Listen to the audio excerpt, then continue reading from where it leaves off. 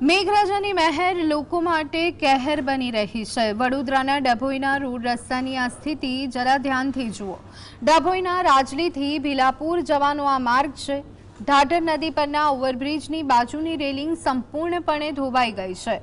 વડોદરાને statue of યુનિટીથી જોડતા મુખ્ય સડક માર્ગ પરના આ દ્રશ્યો માત્ર 2 વર્ષ પહેલા જ રોડની આસપાસનું આ કામ થયું હતું અને હવે રોડની આ સ્થિતિ જોઈ અને અહીંથી પસાર થનારા વાહન ચાલકોમાં ફફડાટ ફેલાયો છે।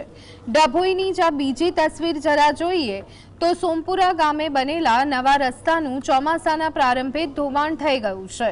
તિલકવાડા હાઈવે સુધી પહોંચવાનો આ 1.5 કિલોમીટરનો રસ્તો હજુ તો 1 માસ પહેલા જ બનાવ્યો છે અને તેના માટે લાખો રૂપિયાનો ખર્ચ પણ કરવામાં આવ્યો।